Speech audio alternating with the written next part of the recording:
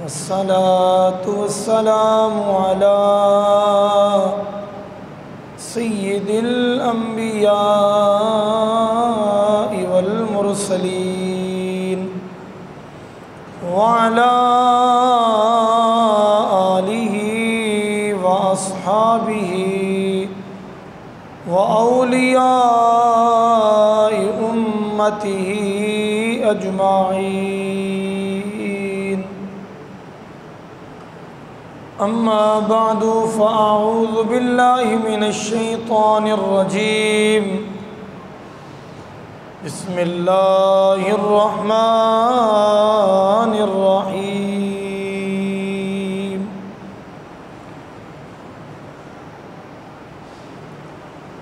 سبحان الذي أسرى بعبده ليلا من المسجد الحرام إلى المسجد الأقصى. آمنت بالله صدق الله مولانا العظيم. فقد قال الله تبارك وتعالى في شان حبيبه مخبرا وآمرا إن الله وملائكته يصلون على النبي يا أيها الذين آمنوا صلوا عليه وسلموا تسليما. الصلاة والسلام عليك يا رسول الله. الصلاة والسلام عليك يا حبيب الله. الصلاة والسلام عليك يا شفيع المذنبين وعلى آلك وأصحابك يا رحمة للعالمين. حمد و ثنا کے بعد خلا کے لم یزل پروردگار عالم جل جلالہ و عما نوالہ کا بے حد شکر ہے. اس کی توفیق سے آج کے بابرکت دن جمعۃ المبارک میں ہم سب حاضر ہیں. اللہ رب العالمین جل جلالہ نے اپنا گھر خانہ کعبہ جو کہ ہمارا قبلہ ہے، سب سے پہلے اسے بنایا. ان اول بیت وضع للناس للذی ببکۃ مبارکا وہدی للعالمین. سب سے پہلا گھر جو اللہ تبارک و تعالی نے کائنات کے اندر بنایا لوگوں کے لیے، وہ خانہ کعبہ شریف ہے. اور حدیث پاک میں آتا ہے کہ اس کے بنانے کے 40 سال بعد اللہ رب العالمین جل جلالہ نے بیت المقدس جو کہ ہمارا قبلہ اول ہے، اور اللہ تعالیٰ کے سب نبی حضرت آدم علیہ السلام سے لے کر ہمارے نبی پاک صلی اللہ علیہ وسلم تک سارے اللہ کے پیغمبروں کا قبلہ رہا. کتنی عظمت والا اور شان والا یہ قبلہ اول بیت المقدس ہے. بیت المقدس بھی اسے کہتے ہیں، بیت المقدس ہے، اور قدس بھی اسے کہتے ہیں، قدس. اس لیے کہ یہاں آس پاس بہت زیادہ اللہ تعالیٰ کے پیغمبروں کی، اللہ کے مقبولوں کی اور اللہ کے محبوبوں کی قبریں ہیں. اس لیے اس علاقے کو قدس کہا جاتا ہے. اور یہ عظمت والا ایسا علاقہ، ایسی سرزمین ہے جس پر بے شمار اللہ تعالیٰ کے پیغمبروں کا، نیک صالحین کا تعلق ہے. ظاہراً بھی اور اب بھی اسی روئے زمین کے اندر جلوہ گر ہیں. قرآن کریم میں اللہ رب العالمین جل جلالہ نے جب ہم سب کے آقا و مولا نبی مکرم امام الانبیاء قائد المرسلین خاتم النبیین صلی اللہ علیہ وسلم کو سفر معراج کرایا تو مسجد حرام سے یعنی خانہ کعبہ سے مسجد اقصیٰ تک اللہ تعالیٰ نے زمینی سفر کرایا ہے، اور فرمایا کہ ہم نے مسجد اقصیٰ میں محبوب کو اس لیے پہنچایا ہے لِنُرِيَهُ مِنْ آیاتنا، تاکہ محبوب ہماری نشانیوں کو دیکھے۔ اور وہ نشانیاں کیا ہیں؟ مفسرین نے لکھا آیات اللہ کی نشانیوں سے مراد اللہ کے پیغمبروں کی قبریں ہیں۔ تو نبی کریم صلی اللہ علیہ وسلم اس قدس، اس بابرکت روح زمین پر تشریف لائے، اور میرے آقا کریم کے یہاں آنے کی وجہ اللہ تعالیٰ نے قرآن پاک میں ذکر فرمائی کہ ہم نے اس لیے وہاں مسجد اقصیٰ تک محبوب کو پہنچایا لِنُرِيَهُ مِنْ آیاتنا، تاکہ میرا محبوب میری نشانیوں کو دیکھے، اور وہ نشانیاں اللہ کے نبیوں کی قبریں ہیں۔ تو اس لیے یہ زمین بہت بابرکت ہے۔ پھر اللہ تعالیٰ نے زمین کو فتح کیا، سیدنا خلیفہ دوئم حضرت عمر فاروق رضی اللہ تعالی عنہ، آپ کی فتوحات میں سے ایک فتح یہ بھی ہے کہ آپ نے یہ بیت المقدس کا علاقہ فتح فرمایا۔ اہل ایمان کا یہ علاقہ ہے۔ یہ بات کی بات ہے کہ اسرائیل نے اس پر قبضہ کیا، یہود نے، اور ایسا ایسا پھر قبضہ اپنا جماتا اب وہ جو فلسطین اہل ایمان وہاں پر تھے ان کو شہید کرتا کرتا، ان کو دور کرتا کرتا، اب جہاں جس علاقے کے اندر فلسطین موجود ہے اس پر بھی اس کی کوشش ہے کہ ان کو شہید کر دیا جائے، اور اس علاقے پر بھی میں قابض ہو جاؤں، اور یہ علاقہ بھی میرے قبضے میں آ جائے، اور کوئی مسلمان اپنا حق جتانے والا، بیت المقدس کے تقدس کی بات کرنے والا نہ ہو، جو میں چاہوں وہ میں کروں۔ تو اس لیے کہ یہ علاقہ اہل ایمان کے قبضے کا ہے۔ اس میں بھی دو رائے نہیں ہے کہ یہود کے لیے بھی بیت المقدس عظمت والی جگہ ہے، نصرانیوں کے لیے، عیسائیوں کے لیے بھی بلا شبہ عزت کی جگہ ہے، اور ایمان والوں کے لیے بھی عزت کی جگہ ہے، کیونکہ ہمارے آقا و مولا صلی اللہ علیہ وسلم تقریباً 15 سے 16 ماہ بیت المقدس کی جانب منہ کر کے آپ نے نمازیں پڑھی ہیں، اور اپنے صحابہ کرام کو نمازیں پڑھائی ہیں۔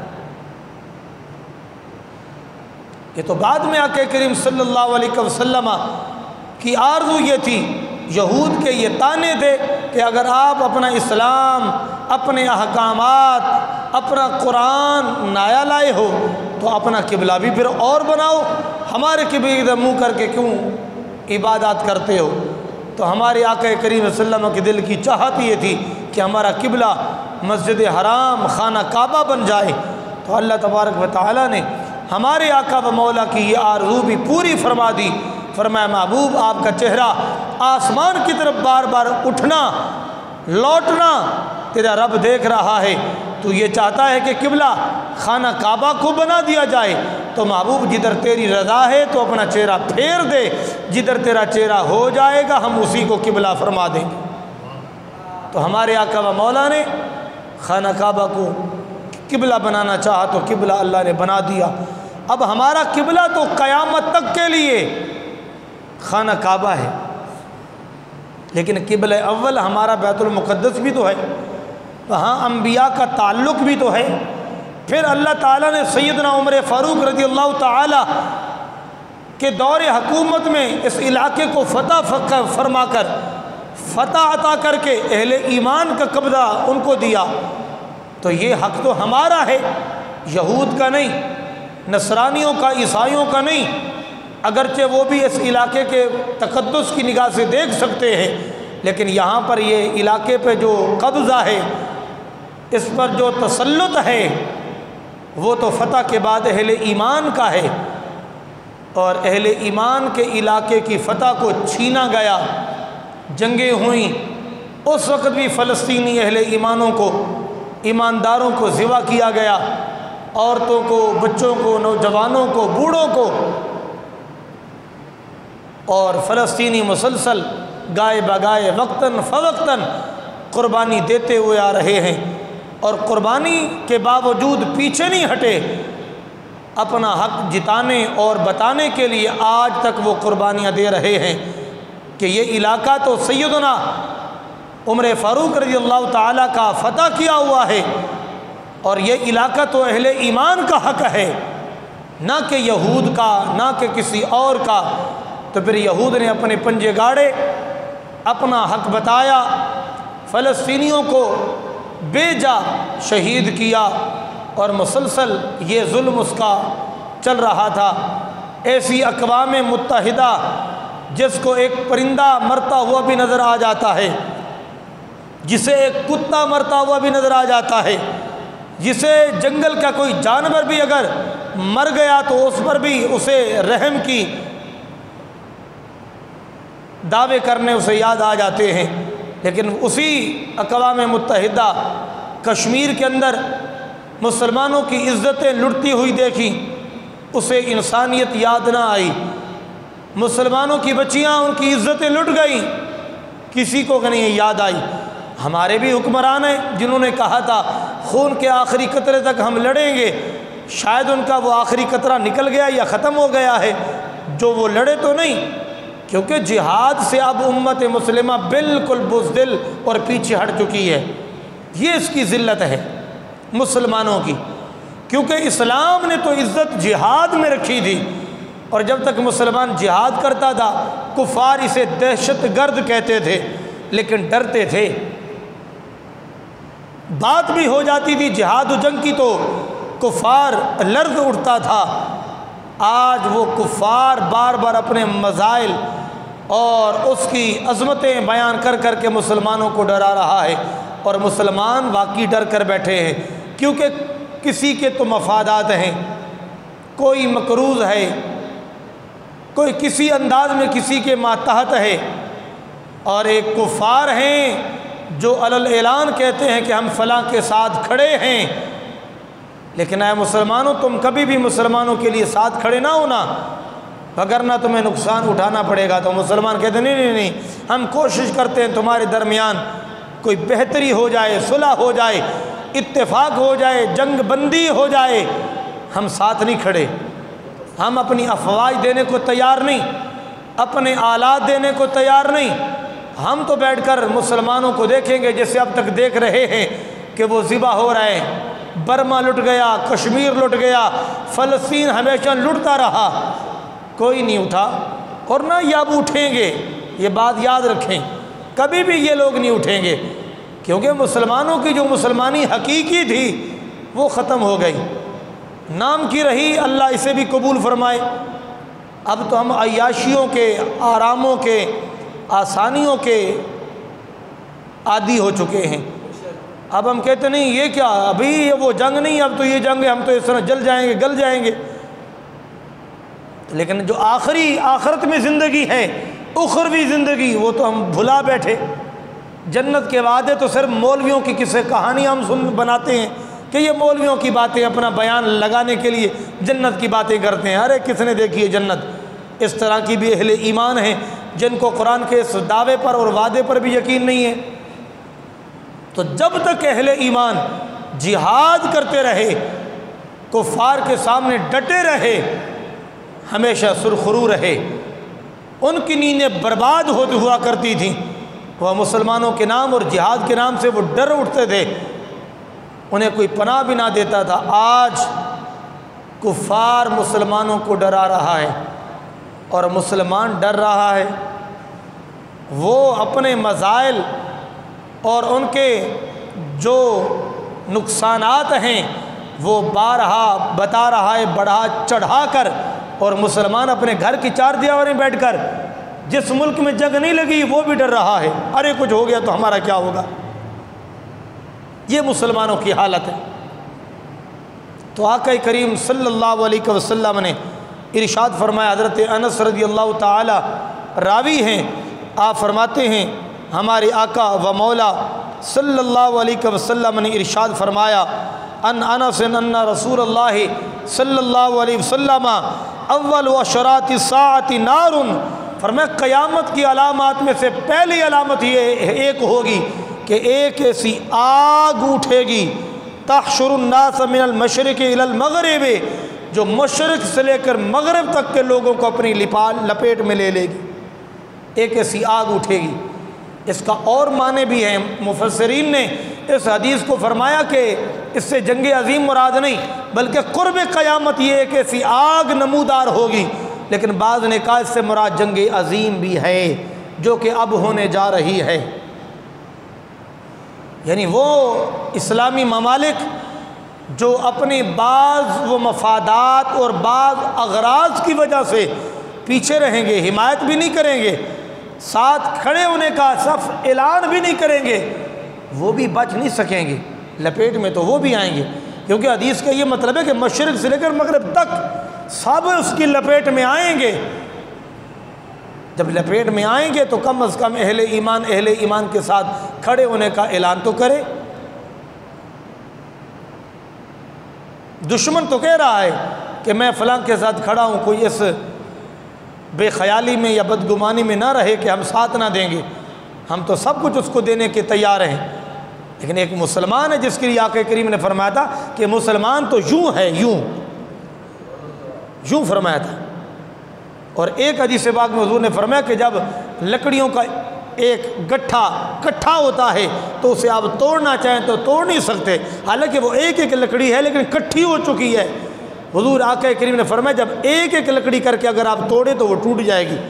تو یہ فرمایا یہ مسلمانوں کا اتحاد ہے کہ جب تک یہ اسلامی 57 ممالک کہیں کہ ہمارے وہ مفادات معاملات جدا کا نہ ہیں، لیکن اگر کسی ایک سے بھی کوئی جنگ کرے گا تو ہم سب سے وہ گویا کہ جنگ ہیں، ہم اکٹھے ہیں، یہ اعلان تو یقین سے مانے کر کے دیکھیں، وہیں پر سارے ان کے دعوے دھرے کے دھرے رہ جائیں گے۔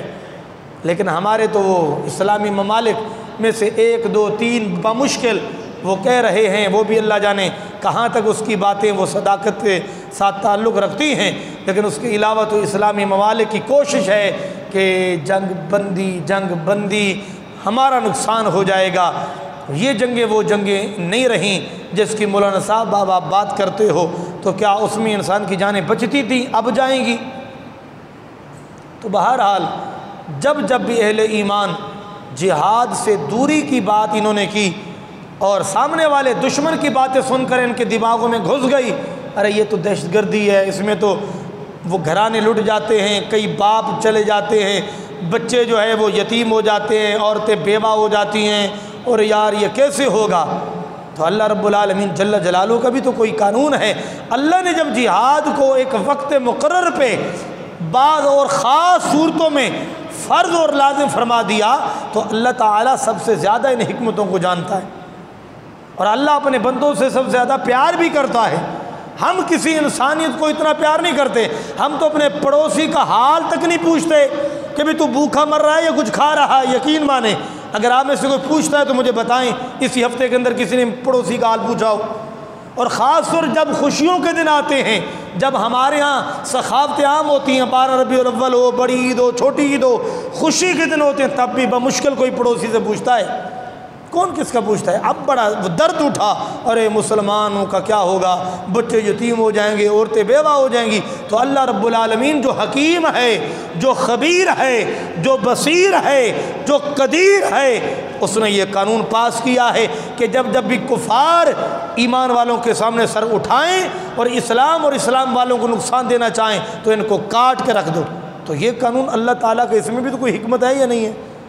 تو ہم نے اپنی عقل کے گھوڑے دوڑائے، ہماری سمجھ میں جو آیا وہ اسلام ہے، بس اس کے علاوہ ہمیں اسلام نظر نہیں آتا۔ تو اللہ تبارک و تعالیٰ کے محبوب فرماتے ہیں قیامت کے قریب ہونے کی اور قیامت کی علامات میں سے ایک یہ بھی علامت ہے کہ ایک ایسی آگ اٹھے گی کہ جو آگ مشرق سے لے کر مغرب تک کو اپنی لپیٹ میں لے لے گی۔ اور یہ جو جنگ چھڑی ہے، جو کہ فلسطینی اپنی جگہ پہ حق پر ہیں، اگر آپ پیچھے کچھ عرصے میں آپ اٹھا کر دیکھیں تو ان کے بچوں کو سر عام پکڑ کے ذلیل کر کے مار دیا جاتا تھا، ان کی عورتوں کی عصمت دری کی جاتی تھی۔ ابھی بھی آیا تھا وہ بیان کہ ہماری اسرائیل نے کہا خواتین کے ساتھ مسلمانوں نے ایسے کیا، لیکن ان کی عورت نے کہا کہ ایسا کچھ نہیں ہے، ہمارے وہ گھر میں آئے 2 گھنٹے رہے، کیلا بھی ایک کھایا تو پوچھ کے کھایا جی، کوئی نقصان نہیں دیا۔ اسلام تو یہ ہے، لیکن یہ تو اسلام کو غلط بیان کیا جاتا ہے، اسلام کو دہشت گرد وہ بنا کر پیش کیا جاتا ہے۔ اسلام ایسا نہیں ہے۔ اسلام تو یہ کہتا ہے ان کی جو کمزور عورتیں ہیں، بچے، انہیں کچھ نہ کہو، بوڑھوں کو کچھ نہ کہو۔ انہوں نے تو سرعام سب آبادی پر بچے، عورتیں، بوڑھے سب کو انہوں نے نقصان دیا ہے، شہید کیا ہے۔ اب بھی لوگ پوچھتے ہیں وہ اہل کتاب ہیں۔ یہ اہل کتاب تو ہیں، تو مسلمان تو نہیں ہیں۔ قرآن نے تو کہہ دیا ہے کہ یہود اور نصارہ تمہارے کبھی دوست نہیں ہو سکتے۔ یہ تو ہمارے حکمرانوں کی نالائکی ہے۔ اب بھی ان کے ساتھ معاہدے کرتے ہیں، ان سے دوستیاں بڑھاتے ہیں، ان کو بلاتے ہیں، خود جاتے ہیں اور اپیلیں کرتے ہیں۔ یہ کبھی دوست نہیں ہوں گے آپ کے۔ قرآن نے کہہ دیا، رب تعالیٰ نے فرما دیا، بات ختم۔ تو جو ہمارے دوست ہی نہیں، ان کے ساتھ کیا معاہدے ہیں؟ تو پچھلے آپ اگر وہ نقشے بھی دیکھیں، جب فتح ہوا بیت المقدس، اس کے بعد مسلمانوں کا تسلط، اس کے بعد تو اسرائیل کا وجود ہی نہیں ہے۔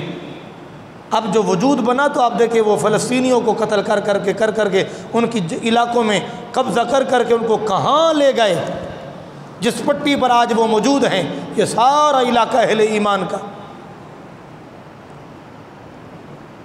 تو آج اگر ہم اس اپنے حق کو لینے کی بات کریں اور مقام تقدس کو مقدس مانتے ہوئے اس کے تقدس کی بات کریں تو کہتے ہیں جی کیا پڑھی ہے۔ اور جہاں تک ایک خطہ چھوٹا سا کشمیر ہے، آج وہ نہیں آزاد ہو رہا، وہ بھی تو ایک چھوٹا سا علاقہ ہی ہے نا، اس پر تو آج تک جنگیں ہو رہی ہیں۔ تو ایک اتنا بڑا خطہ جو مسلمانوں کا ہے، اس پہ قبضہ کر لیا گیا، اور پھر اتنا صرف قبضہ ہی نہیں، پھر اس کے بعد مسلمانوں کا مسلسل قتل، ان کی نسل کشی، اور اب بھی جو ظلم سامنے سے جواباً کیا جا رہا ہے، کہتے ہیں جی اس کی تو انسانی حقوق کے پیش نظر اجازت ہی نہیں، اجازت نہیں تو کیسے کیا جا رہا ہے؟ تو یعنی مطلب یہ ہے، یہ تو ہمارے ایک بابا جی تھے، بابا خادم صاحب، وہ پہلے سے بول گئے تھے، بولے کوئی اقوام متحدہ کچھ نہیں ہے، یہ بھی کفار کو سپورٹ کرتی ہے۔ ان کے حقوق کی بات آ جائے تو فوراً ہی اجلاس ہو جاتے ہیں اور قانون پاس ہو جاتے ہیں، اور مسلمانوں کے علاقے تو کٹ گئے، جل گئے، ان کی عزتیں، عصمتیں دریا ہو گئیں۔ کہاں ہیں اقوام متحدہ؟ کیا ہوا؟ کچھ بھی نہیں ہوا۔ تو یہ مسلمانوں کی ایک ہی فتح کا ذریعہ ہے قیامت تک کے لیے، اور وہ جہاد ہے۔ آپ نے بھی وہ سوشل میڈیا پہ آپ ایکٹیو رہتے ہیں، آپ دیکھیں کہ اور بھی اسلامی ممالک ہیں، لیکن آپ دیکھیں جب بھی کوئی تکلیف آتی ہے، ہمارا ملک ہم رہ رہے ہیں، ہمیں پتہ ہے ہمارے حکمران کیسے ہیں اور کیسے رہ رہے ہیں، اس کے باوجود آپ دیکھیں کہ مسلمانوں کی ہمارے وطن عزیز پاکستان سے کتنی امیدیں جڑی ہوئی ہیں۔ تو یہ اس لیے جڑی ہوئی ہیں کہ آپ ان کے ساتھ ہاتھ ملا لیں اور خاموش رہیں، اور بیان بھی جو دیے جاتے ہیں وہ فقط سیاست کی بنیاد پہ دیے جاتے ہیں، جو کہ حقیقت ہے، ماننی پڑے گی، اس کے ساتھ خلوص کا تعلق نہیں۔ جو ایک وجود کے ساتھ ہمارے آقا و مولا نے تشبیہ دی تھی کہ مسلمان ایک جسم کی مانند ہیں، اور جسم میں کہیں کانٹا چبھتا ہے پاؤں میں تو تکلیف تو پورا جسم محسوس کرتا ہے۔ آج کس کو تکلیف ہے مجھے بتائیں؟ ہر کوئی اپنی دنیا میں مگن ہے۔ میں تو اپنے مولویوں کو دیکھ رہا ہوں بالخصوص، وہ اپنے نعتوں میں اور اپنے اسی پروگراموں میں جڑے ہوئے ہیں، کوئی بھی فلسطین کی بات نہیں کرتا، جہاد کی، لڑائی کی کوئی بات نہیں۔ محفل رکھی جا رہی ہے اور محفل میں وہ اپنے وہ مستیوں میں ہے۔ چلو دنیا داروں کو تو چلو سائڈ پہ رکھو، ٹھیک ہے بھی ان کا مسئلہ ہے، جو مولوی دیندار کھلاتے ہیں وہ بھی بات نہیں کر رہے۔ ارے میلاد تو یہ کہ حضور کا کسی پہلو پر ذکر کر دو، حضور نے جو قرب قیامت کی علامات ذکر کی ہیں وہ تو بیان کرو، جو مسلمانوں پہ ظلم یہیں بیٹھ کے آواز تو اٹھاؤ۔ نہیں وہ تو اپنی اسی نعتوں میں اور وہی بس نعرے لگ رہے ہیں اور میلاد ہو رہا ہے، وہ سلسلہ ختم، کسی کو بھی پرواہ نہیں۔ تو یہ ہماری مسلمانی ہے۔ تو کم از کم یقینی بات ہے جب تک حکومت نہ چاہے عوام کچھ نہیں کر سکتی، لیکن عوام اظہار یکجہتی کرنے میں تو حکومت کی محتاج نہیں ہے نا، بھی بارڈر سے جا نہیں سکتی، ہماری حکومت کی اجازت کے بغیر جا کے لڑ نہیں سکتی، اور ہمارے پاس وہ لڑنے کے لیے کچھ ہے بھی نہیں۔ یہ تو آگے ہمارے حکمران جائیں، ہماری افواج جائے، پھر وہ کہے عوام بھی آئے تو پھر عوام پہ بھی لازم ہو جائے گا، لیکن کم از کم اظہار یکجہتی تو کر سکتی ہے، اپنا احتجاج ریکارڈ تو کرا سکتی ہے کہ عالم میڈیا تک یہ بات تو جائے کہ مسلمانوں کے لیے کھڑے تو ہوئے ہیں، یہ کم از کم اتنا تو کریں۔ آج 7-8 دن تو تقریباً ہو چکے ہیں، کسی کو بھی پتہ نہیں ہے، بس جو دیکھ رہا ہے وہ آگے کر رہا ہے، بس ٹھیک ہے۔ تو اس لیے آج کے دن کے لیے اہل ایمان نے، علماء کرام نے، مفتیان عظام نے کہا کہ کم از کم اہل ایمان کو کہو، کم از کم اس موقع پر ہم وہاں نہیں جا سکتے، ہمارے ہاتھوں میں ہماری حکومت نے کوئی آلات جنگی بھی نہیں دیے اور ہم لڑ بھی نہیں سکتے ان کے بغیر، یہ آگے جائیں، پھر عوام بھی ساتھ جانے کو تیار ہے، جو کچھ بن پائے گا کم از کم ہم اظہار یکجہتی اپنا ریکارڈ تو کرا سکتے ہیں، باہر نکل کے اپنا ایکا ان کے ساتھ کل بھی کھڑے تھے، آج بھی کھڑے ہیں، وہ ہمارے مسلمان بھائی ہیں، اور بالخصوص فلسطینی سنی اہل عقیدہ ہیں الحمدللہ۔ تو ان کا اتنا بڑا آپ وہ منظر دیکھے تو آپ کا کھانا ہی چھوٹ جائے۔ ہمارے بھی بچے ہیں، وہ بھی تو ہمارے بچے ہیں، آپ دیکھیں تو صحیح وہ کیسے وہ شہید ہوئے پڑے ہیں، کیسے کٹے ہوئے ہیں، جلے ہوئے ہیں، آپ دیکھیں تو صحیح۔ تو شاید کہ جو ہمارا وہ مرا ہوا ضمیر ہے تھوڑی اس کے اندر جان پیدا ہونا شروع ہو ہی جائے، دیکھیں تو صحیح۔ اور یقینی بات ہے آپ اگر 10 منٹ دیکھ لینا، تھوڑا سا بھی ذرہ ہوگا نا تو انسان جو ہے نا اس کا دم گھٹنے لگے گا، یہ ہو کیا رہا ہے؟ مسلمان آج اس طرح ذلیل و خوار ہو رہا ہے کیونکہ وہ ایک ایک ہو کے کٹ رہا ہے، ٹوٹ رہا ہے، اکٹھے ہم نہیں ہو رہے، یہ ہے اس کی وجہ۔ 57 ممالک آخر اپنی جنگی وہ پلان کے لیے اپنا ایک اظہار کیوں نہیں کر سکتے؟ بس وہ دنیاوی اغراض کے لیے، اللہ نہ کرے ایسا ہو، لیکن اظہار یہی ہے اگر ایک آج لٹ رہا ہے تو کل جو بچا ہوا ہے وہ بھی لٹے گا۔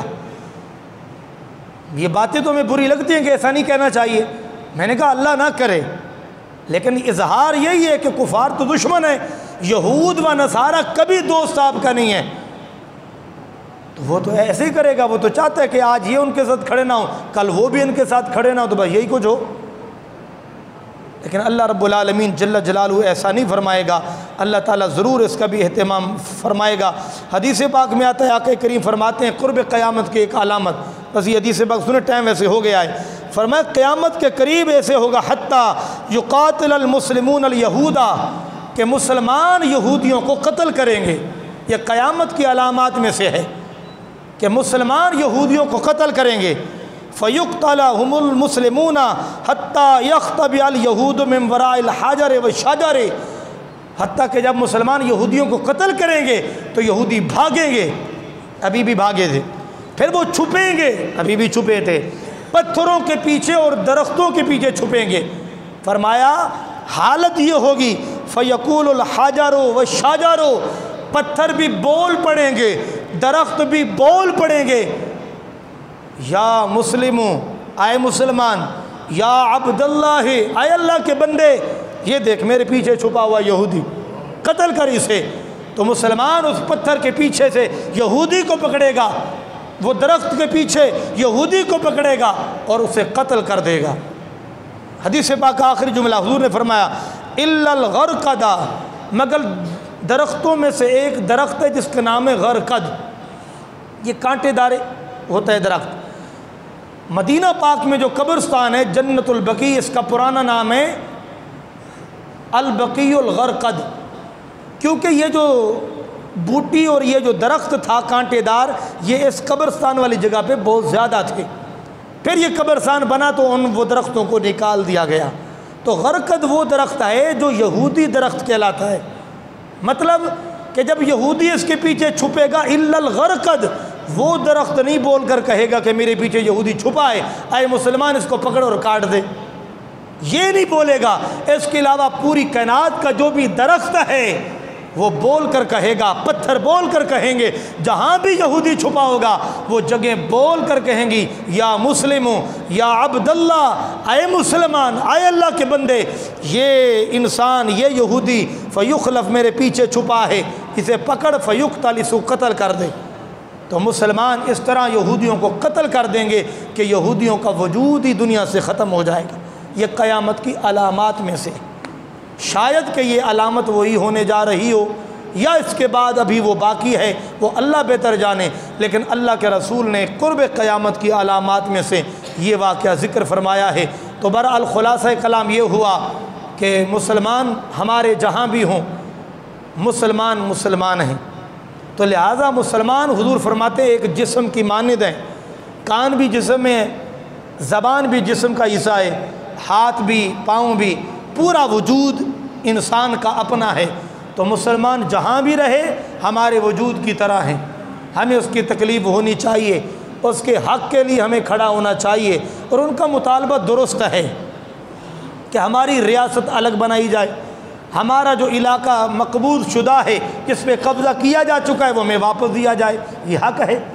اللہ نہ کرے آج مسلمانوں کے ملک پر بھی اس طرح ہو تو وہ بھی، ہم بھی چاہیں گے کہ ہمارا حصہ، ہمارا علاقہ، ہمارا وطن ہمیں واپس کیا جائے۔ تو یہ اپنی جگہ پر حق پر ہیں۔ اب اگر کوئی یہ کہے وہ گول اور درمیانہ دماغ کا کہ انہوں نے پہل کیوں کی ہے، تو کیا کرتے؟ جس طرح وہ ہمیشہ لڑتے رہے ہیں وہ لڑتے رہیں، آخر تو انہوں نے کچھ نہ کچھ کرنا تھا کہ بار بار مرنے سے ایک بار مر جائیں۔ اب یہ تو ان کو بچانا یا ان کے حق میں کھڑا ہونا ہمارا حق ہے۔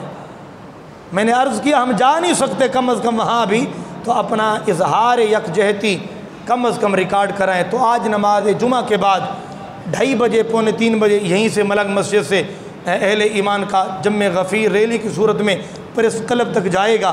آپ تمام احباب بھی اپنے قیمتی وقت میں سے وقت نکالیں اور اہل ایمان کے اظہار یکجہتی کے لیے اپنا وقت کا چند حصے، چند لمحات یہ ضرور دیں، اور مسلمانوں کے ساتھ ایکا اور ان کے ساتھ کھڑا ہونا، ان کے مطالبات کو درست ماننے کا انہیں یقین دلائیں، ان کے ساتھ اظہار کریں کہ کل بھی ہم آپ کے ساتھ تھے اور آج بھی ہم اپنے آپ کے ساتھ ہیں۔ اگر ہمارے حکمران آگے چلے، ہماری افواج بھی چلی اور ہمیں بھی انہوں نے کہا کہ آپ بھی آئیں شریک ہوں، تو ہم آپ کے مسلمان بھائی کبھی بھی پیچھے نہ رہیں گے۔ جو کچھ ہم سے بن پائے گا ہم آپ کے لیے اور اسلام کی سربلندی کے لیے تیار ہیں۔